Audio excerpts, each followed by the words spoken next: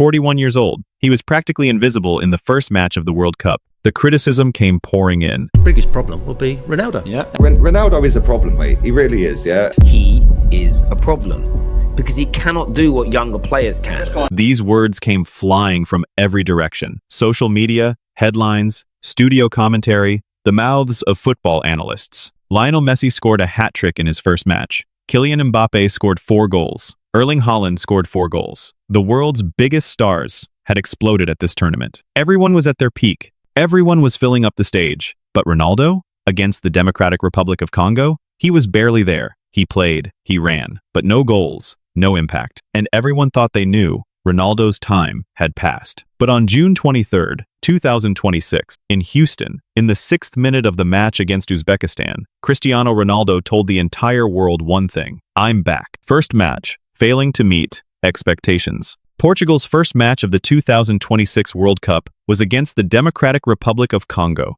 Ronaldo, 41 years old, and in that match, he was practically non-existent. Messi had scored 3 in his first match. Haaland had exploded. Mbappe had exploded. In the tournament's first week, the big stars were scoring goal after goal, as if they were competing with each other. But Ronaldo, Portugal drew 1-1. João Neves had given them an early lead, but Yoane Wissa had answered back for Congo, and Portugal simply could not find a second goal. Ronaldo was on the pitch, but had no impact. He struggled to find positions throughout the match. He could not get past the defense, could not get a clear chance. And after that draw, the whole world had something to say. Ronaldo is back, and the world went quiet.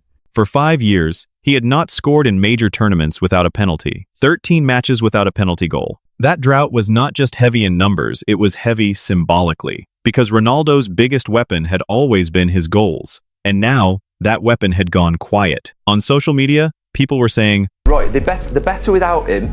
They score more goals without him, and they win more points without him." You've just got to let him go. Like, get rid of him. Lead him out the door as quickly as possible. But he doesn't close down from the front. He doesn't chase back. He can't press, he can't run. Mbappe in the Champions League, Vinicius in La Liga, Haaland in the Premier League, as young stars were rising in every corner of the world. People were saying Ronaldo no longer fit into that picture. And right in the middle of all that criticism, Ronaldo's expression on the pitch was sending signals too. He was irritated, dropping his shoulders when the pass did not come, getting tense when chances were wasted, as if all those criticisms had been eating him up from the inside, as if he had started to question himself. But there was one thing Cristiano Ronaldo had learned throughout his entire life: doubt gets turned into pressure, and pressure gets turned into performance. June 23rd, Houston, 6 o'clock.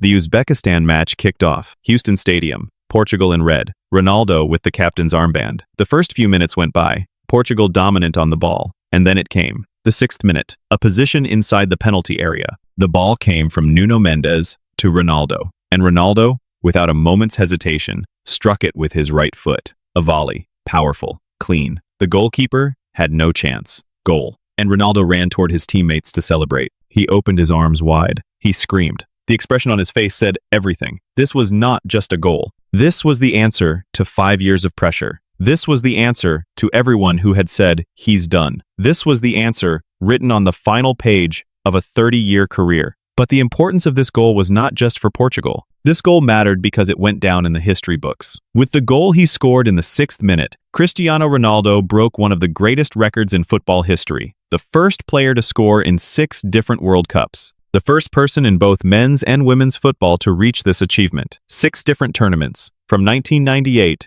to 2026, 28 years, and still scoring at the World Cup. This is a statistic that pushes the limits of what a human being can do. 39th minute, 2nd goal, a new page in history. 1 goal was not enough. Ronaldo did not rest. In the 39th minute, Bruno Fernandes played a perfect pass into the penalty area. Ronaldo ran in behind the defense. He placed it into the bottom left corner. 2nd goal. And with this goal, another record came with it. This was Ronaldo's 10th career World Cup goal. The tribunes went wild after that goal, because everyone understood this was not just a routine goal against Uzbekistan. This was a signature being written into history. Portugal won the match 5-0.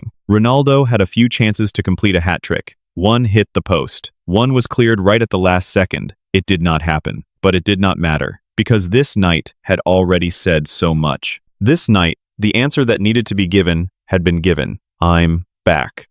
After the match, Ronaldo turned to the cameras and said, I'm back. Short, clear, simple. But those two words were the most powerful answer that could be given to the criticism that had been building for weeks, to the "he's finished" narrative that had been going on for years, and to every voice that had been trying to write him off. Because the thing that had always motivated Ronaldo the most throughout history was always the same: the people who told him no. The people who said, it's not going to happen anymore. When he left Manchester United as a kid, they said, too small. When he went to Real Madrid, they said, he'll live in Messi's shadow. When he went to Juventus, they said, anyone can do that in Serie A. When he went to Al Nassr, they said, he's running away from world football. And now, at 41 years old at the World Cup, they were saying, he's too old. It's not going to happen anymore. And every single time, Ronaldo did the same thing. He stepped onto the pitch and gave his answer through goals. Every time. For 24 straight hours. For 30 years. Silencing everyone.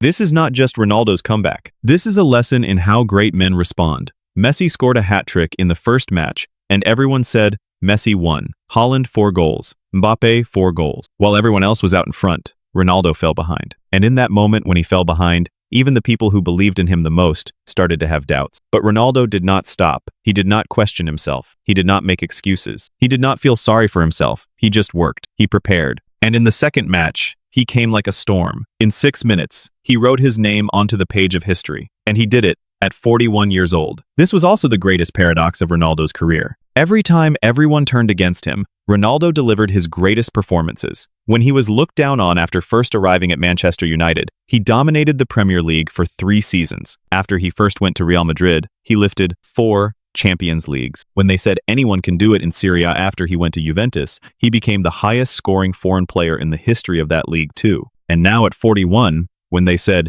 it's not going to happen, he scored in his 6th different World Cup. This is not a coincidence. This is Ronaldo's DNA. And this also needs to be said. At this tournament, Bruno Fernandes passed to him on that second goal in the 39th minute. Fernandes had the assist, meaning the most important name on the team gave that pass to Ronaldo. The Ronaldo, who was supposed to be shut out, who was supposed to be ignored at the most critical moment. This shows that locker room relationships can melt away inside the football. When a great day arrives, Ronaldo proved himself on the pitch, and his teammates believed in him. This is also what has defined Ronaldo's career. Ronaldo was never the kind of player who shone for just one good season. Ronaldo is a machine that has constantly reinvented himself throughout his career, turning every obstacle into a massive motivation, using the energy of his rivals and his critics as his own fuel. And at 41 years old, that machine is still running. How far can Ronaldo go in 2026? Colombia is waiting, and bigger opponents are waiting. But Ronaldo now feels like a chain that has been broken. That weight from the first match, that tension,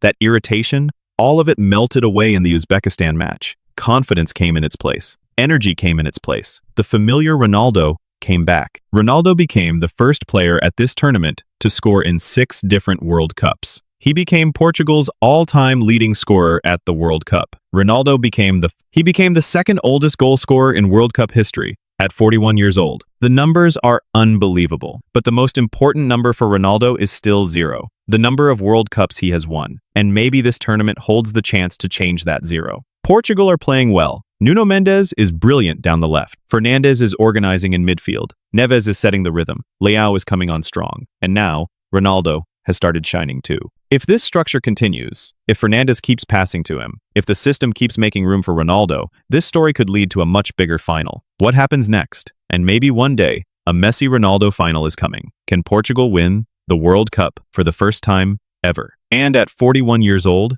can Ronaldo write the final great chapter in football history? But one thing is certain right now, on June 23rd, 2026, in Houston, when he drove that ball into the net in the 6th minute, Cristiano Ronaldo told the entire world, "I'm back," and the world went quiet. Write your thoughts in the comments. How far can Ronaldo go at this World Cup? I put a lot of effort into these videos, so please don't forget to like and subscribe if you enjoyed the video. Thanks for watching. If you want to check out other videos, you can visit the channel.